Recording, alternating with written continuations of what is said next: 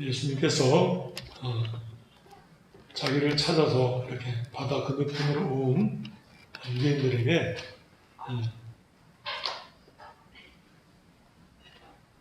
영생하도록 있는 양식을 위하여 하라 한 말씀이에요. 22절부터 25절까지는 그날 오병이어의 떡을 먹고 체험한 사람들이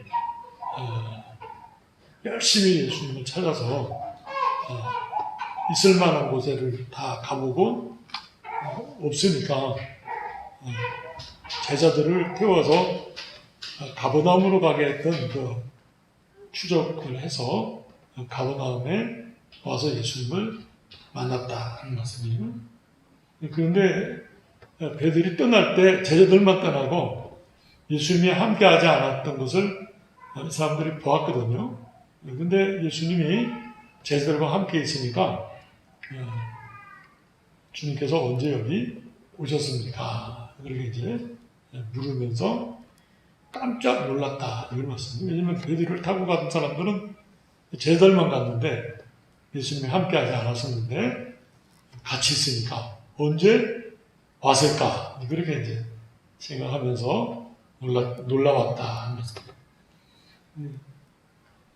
25절 바다 건너편에서 만나 라비여 언제 여기 오셨나이까 하니 예수께서 대답하여 이르시되 내가 진실로 진실로 너에게 이르노니 너희가 나를 찾는 것은 표적을 본 까닭이 아니요 떡을 먹고 배부른 까닭이로다. 표적을 보고 예수 그리스도를 영접하고 예수 그리스도를 믿는 것이 예수님이 요구하시는 뜻이거든요. 오병이어를 베푸신 목적이기도 하고 바다 위를 걸으신 목적이기도 해요. 그래서 제자들에게 가르치고 자신을 따르는 자들에게 자신이 하나님의 아들이요 하나님께서 구약에 약속하신 대로 보내신 구세주이심을 신이 이적으로서 증거하고 저들이 그 이적을 보고는 예수님을 믿게 하는 것이 이제 예수님의 목적인데 저들이 그것은 생각지 않고 육체적인 만족, 떡을 먹고 배불러서 이 사람이 우리의 왕이 되면 좋겠다. 이 사람이 우리의 지도자가 되면 우리가 이 고생을 하지 않아도 되지 않겠는가. 이런 이제 태도로 예수님을 쫓았다 하면서 예수님께서 사실 이렇게 막 사방팔방으로 돌아다니면서 열심히 찾아가지고 온 사람들이에요. 오시느라고 교회에 오시느라고 막 땀을 뻘뻘 흘리면서 수고해서 온 사람들인데 예수님께서 책망하신 말씀. 너희가 이렇게 열심히 온 것은 표적을 보고 예수님을 믿고자 함이 아니고 떡을 먹고 배불러서 왔구나. 그 말씀이 아주 심각한 책망이에요. 그렇잖아요? 그렇게 열심히 밤이 맞도록 수고를 하고 동네방네 그 짧은 거리가 아니에요. 20km, 30km씩 되는 아주 먼 거리고 건너편으로 간 거리도 바다로 간 거리도 가까운 거리가 아니거든요. 근데 그 수고를 해서 예수님을 찾아왔는데 예수님께서 책망하신 말씀. 표적을 보고 온 까닭이 아니고 떡을 먹고 배불러서 왔구나. 한편으로는 책망하시고 한편으로는 저들의 믿음 없는 것을 탄식하시는 말씀이다. 그 말씀. 27절에 썩을 양식을 위하여 일하지 말고 영생하도록 있는 양식을 위하여 하라. 이 양식은 인자가 너희에게 주리니 인자는 아버지 하나님께서 인치신 자니라. 예수 그리스도를 믿음으로 구원받는 은혜를 하나님이 나를 통해서 너희들에게 주셨는데 너희가 예수 그리스도를 믿음으로 구원을 받아라. 하나님 백성이 되라. 그런 말씀이에요. 여기는 이제 우리가 신약, 구약 성경을 다 알고서 쉽지만 그 당시로는 이렇게 말씀했는데도 몰랐어요. 왜 몰랐을까요? 한쪽 눈은 가리고 자기가 보고 싶은 쪽으로만 보는 거예요. 예수님이 이렇게 봐라 하는 말씀은 안 보고 우리는 이렇게 볼 거야. 자기들의 그 관심과 그 목적한 태도만 보는 거예요. 버리지 않는 거죠. 깨닫지 못하는 거죠. 그것만 보려고 하니까 깨닫지 못하는 거죠. 영적인 이제 우매라 그렇게 말하거든요. 또 한편으로는 하나님 말씀을 멸시하고 그 교훈을 받지 않기 때문에 깨닫지 못하는 거예요. 예수님께서 친히 표적을 보여서 자신을 증거하심에도 불구하고 깨닫지 못하는 거예요. 어리석은 거거든요. 이건 이제 어리석지만 영적 어두움이죠. 그래서 주님의 말씀을 통해서 은혜를 주시는데도 그 말씀을 깨닫지를 못하는 거예요. 그래서 이사야 선지자가 하나님께서 저희들은 듣기는 들어도 깨닫지 못하고 보기는 보아도 참 볼 것을 못 본다. 그런 말씀을 드립니다. 그럼 거꾸로 어떤 표현을 쓰냐면 내게로 와서 저들이 깨우쳐서 믿을까봐 스스로 두려워한다. 그런 표현까지 썼어요. 그러니까 아주 고집도 보통 고집이 아니에요. 자기의 그 생각을 버리지 않는 거예요. 잠언에 보면 미련한 것을 절구통에다 놓고 찧어도 미련함이 벗겨지지 아니하느니라. 그런 말씀은 이 절구는 원래 벽실을 넣어서 빠서 키를 쳐서 껍데기를 버리고 이제 알곡을 얻어서 밥을 해먹기 위한 거잖아요. 근데 절구에 놓고 아무리 찧어도 미련함이 벗겨지지 않아요. 미련함은 그렇게 벗겨지는 것이 아니고 하나님의 은혜로 벗겨지는 거예요. 하나님의 은혜 받을 때, 말씀을 깨달을 때, 하나님께서 은혜 주실 때 알게 돼요. 하나님을 경외하는 자는 하나님 말씀을 깨닫게 된다. 그렇게 잠언에 수십 번 강조하고 말씀하셨어요. 하나님의 말씀을, 하나님을 경외하고 그 말씀을 순종하려고 하는 자에게 하나님이 그 말씀을 열어서 깨닫게 해주신다. 이제 이 제자들 중에 어떤 사람들은 예수님을 믿고 그렇게 직접 예수님이 그 떡을 먹이시고 물고기를 먹이시고 표적을 행하셨음에도 불구하고 그 증거를 받지 않는다. 그리고는 뭐라고 그러면 나중에 또 뒤에 가면 당신이 하나님께로부터 오신 증거를 보여주세요. 보여줬잖아요.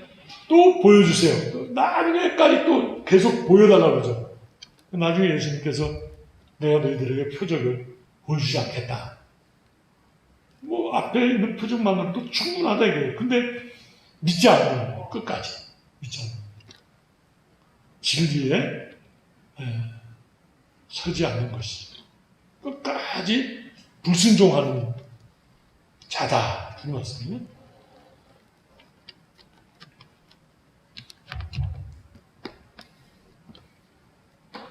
인자라는 말씀은 이제 여기 인성을 가지신 예수 그리스도를 가리키는데 곧 하나님이 우리에게 주신 독생자요 구세주요 메시아이신 그 예수 그리스도를 믿으라. 예수 그리스도께서 우리를 위해서 십자가에 죽으시고 죄를 대신 지시고 저주를 받으시고 부활하셔서 우리를 의롭게 하신 그 은혜를 하나님 우리에게 주시는데 믿으라 하는 거예요.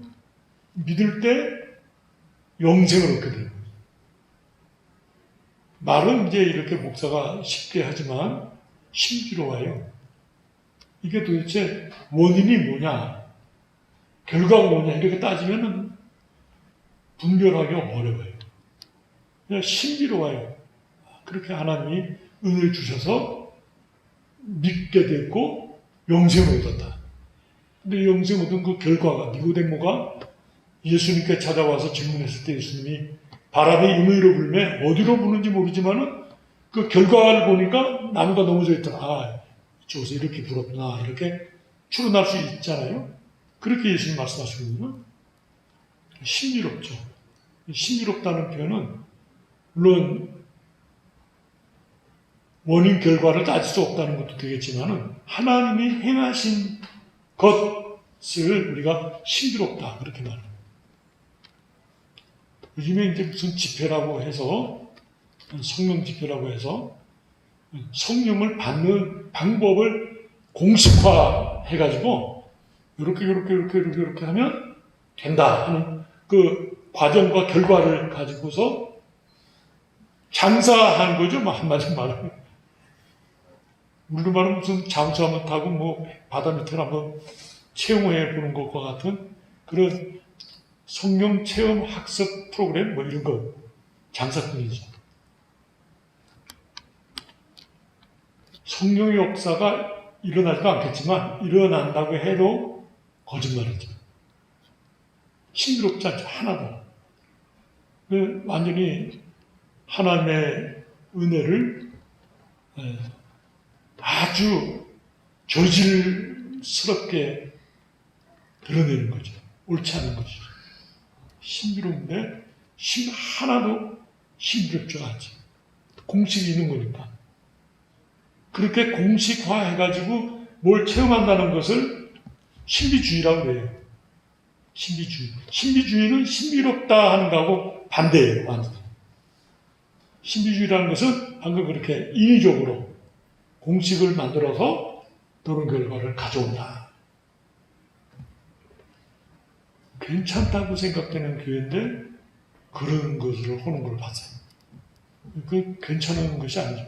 아, 저렇게까지 하는 거 보니까 너희들 문제가 있구나 이렇게 보는 거예요. 표적을 보고 예수 그리스도를 믿는 거예요. 제가 표적을 좀 쉽게 표현해서 백화점이나 이런 데 가면 화살표가 이렇게 엘리베이터 그려져 있고 화살표가 이렇게 있잖아요. 그러면 그 화살표를 따라 쭉 가면 엘리베이터가 나오죠. 그 화살표를 표적이라고 하는 거예요. 표적은 엘리베이터를 가리키기 위한 화살표죠. 그걸 따라가면 엘리베이터가 나와야 되는데 만약에 따라갔는데 엘리베이터가 안 나왔어요. 그러면 그 표적은 가짜죠. 그 백화점 관리하는 사람이 잘못 그려놓은 거죠. 그건 이제 옳지 않다. 근데 성경은 이제 표적이라고 할 때 그 표적을 따라가면 예수 그리스도가 나와요.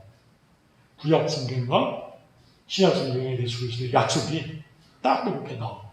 그 말씀을 가지고 믿게 되는 거죠. 예전에 이제 제가 홍콩에 잠깐 있을 때 서울에서 손님이 오시는데 말씀은 하는데 누군지 본 적이 없어요.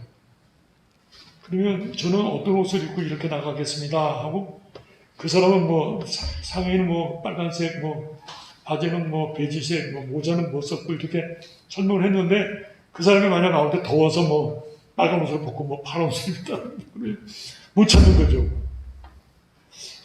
이렇게 나온다고 누굴까? 맨 마지막에 이제 다 가고 없지 이제 둘만 남으면 혹시 이 사람인가 하는 거죠. 이렇게 미리 약속을 해가지고 그 모양새로 나와야지 그 사람을 믿죠. 안내도 할 수 있고 그렇죠. 성경이 그렇게 우리에게 표적을 말씀의 증거를 가지고 표적을 주셔서 우리가 읽을 때 다 말씀이 깨달아지고 믿어지는 거죠. 그리고 이제 확인이 되죠. 여러 말씀들 속에서 하나님 보내신 약속, 또 오셔서 이루시는 역사, 결과, 예수 그리스도의 죽으심과 부활, 제자들의 증거 이렇게 하면서 쫙 깨달아지죠. 체계적으로 이제 지식을 가지게 됩니다. 그렇게 예수를 믿게 됩니다. 그리고 이제 이 떡을 먹고 배부른 사람들이 끝까지 회개하지 않고 이들이 뭘 했냐면 예수님을 십자가에 못 박아 죽였죠. 이게 그냥 이렇게 깨닫지 못하고 말씀을 멸시하고 거역하면 결과가 그냥 그걸로 끝나는 게 아니에요. 대적자가 돼서 건너편에 서는 사람이에요. 이게 이제 하나님을 대적하는 자가 됩니다. 이게 중간에 서는 자가 없죠. 중간에 설 수도 없고, 우리 피조물이기 때문에 중간에 설 수 있는 능력이 없어요, 우리가. 양다리를 걸친다, 우리 보통 그런 표현 쓰는데, 양다리를 걸칠 능력이 없거든요. 한쪽에만 내가 마음을 쓸 수밖에 없는데, 주님의 말씀에 순종하는가, 아니면 내가 고집을 피는가. 여기 나와 있는 제자들 외에 유대인들은 고집을 피고 끝까지 주님을 믿지 않았다.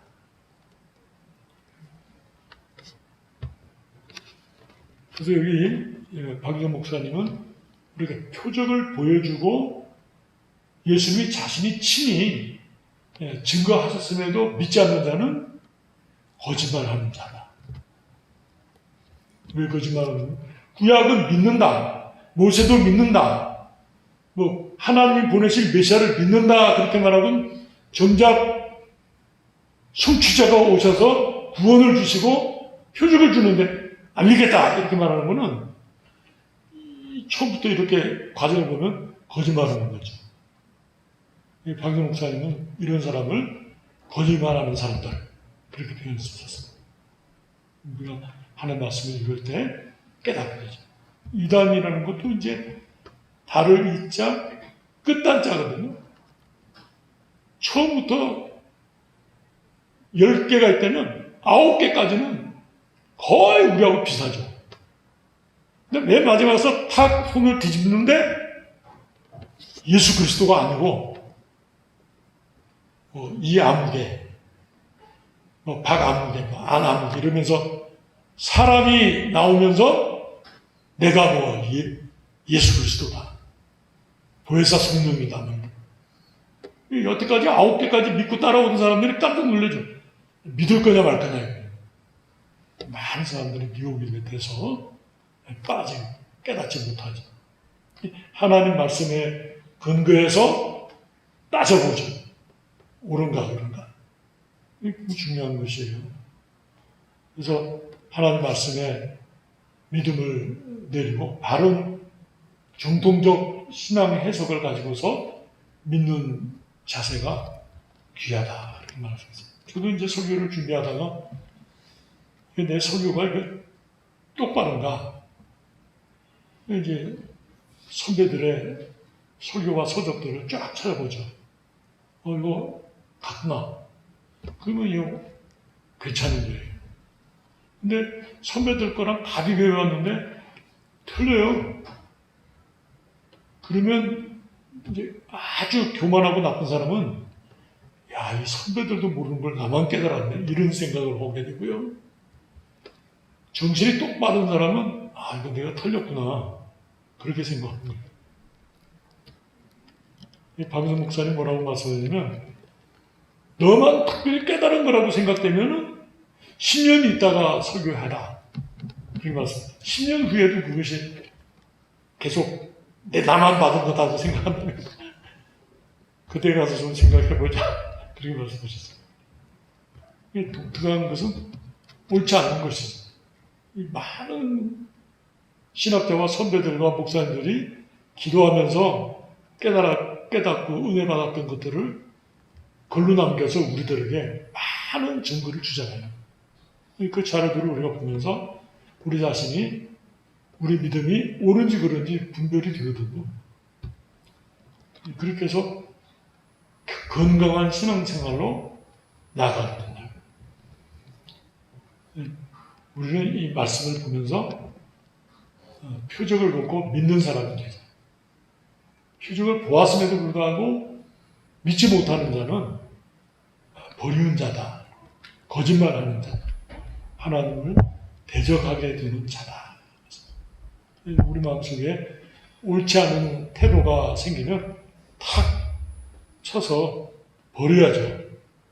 이런 생각이 있네 하고 발전시킬 이유가 없죠. 내 믿음을 깎아버리는 것이기 때문에 물리쳐 버리는 거예요. 듣지 않는 거예요. 누가 뷔페 식당에서 밥 사주겠다. 책도 선물로 주겠다. 특별히 이렇게 선물을 주겠다. 그 계통이 있잖아요.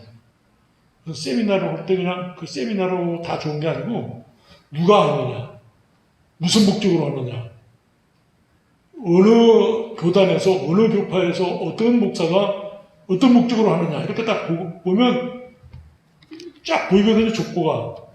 그러면은 이거 뭐 쓰레기구나 이거. 안 가야죠.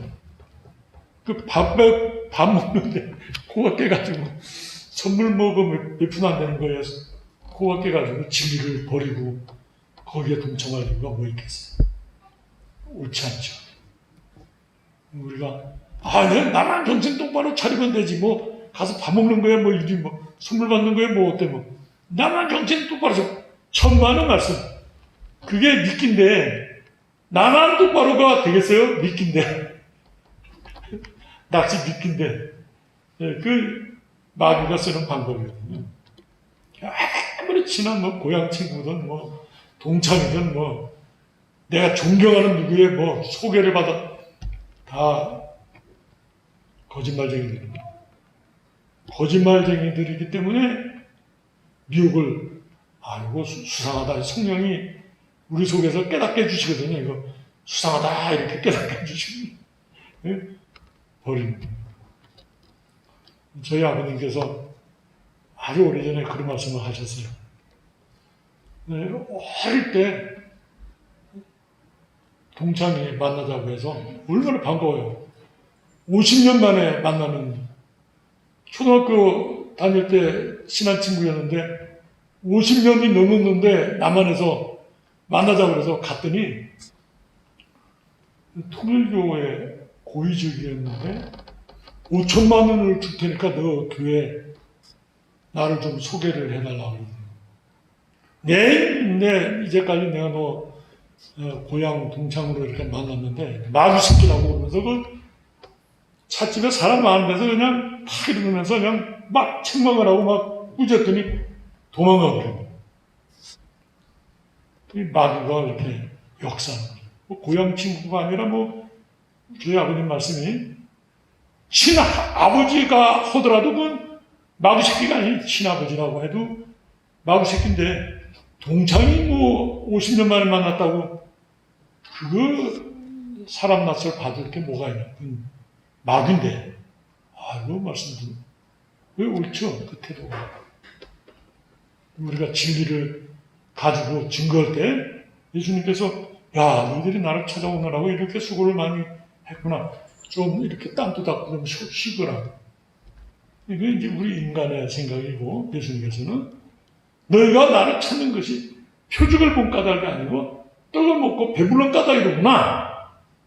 이거 얼마나 한편으로는 책망이지만 또 한편으로는 얼마나 깊은 탄식이에요. 우리가 하는 말씀 볼 때 믿습니다. 순종하겠습니다. 제가 제 고집과 죄를 버리고 주님께 나갑니다. 은혜를 주십시오. 주님이 그 기뻐하시는 대답이요 헌신이거든요. 그렇게 믿자 하나님 말씀을 기도하시겠습니다. 사랑과 은혜가 충만하신 하나님 아버지, 예수님을 찾아 이 산으로 저 들로 심지어 바다를 건너서까지 예수님을 찾아온 유대인들입니다. 그러나 예수님께서 저들을 책망하시며 너희가 나를 찾은 것은 떡을 먹고 배부른 까닭이라고 하시면서 책망하시고 탄식하시면서 참된 그 썩을 양식을 위해서 일하지 말고 영생하도록 있는 양식을 위해서 하라고 말씀하시며 예수 그리스도를 믿는 것이 참 소망이요 축복인 것을 증거하신 살펴보았습니다. 아버지 하나님, 우리가 우리 인생대로 살 것 같으면 영원한 죽음에 이를 수밖에 없는데 우리에게 이렇게 예수 그리스도를 통하여 은혜를 주시고 구원을 주시고 영생의 은혜를 주시니 감사합니다. 이 믿음을 지키되 싸워 피 흘리기까지 싸우게 하여 주시고 나를 저 복종시켜서 더욱 주님의 말씀에 순복하는 하나님의 종들이 될 수 있도록 간섭하시고 인도하여 주시옵소서. 많은 이단과 거짓말쟁이들이 나타나서 우리의 믿음을 흔듭니다. 우리가 이것들에 속지 않게 해주시고 더욱 말씀에 깊이 기도하며 읽으며 은혜를 받아서 말씀의 경고에 서는 우리 신앙이 되게 하여 주시옵소서. 예수 그리스도 이름으로 기도드리옵나이다. 아멘.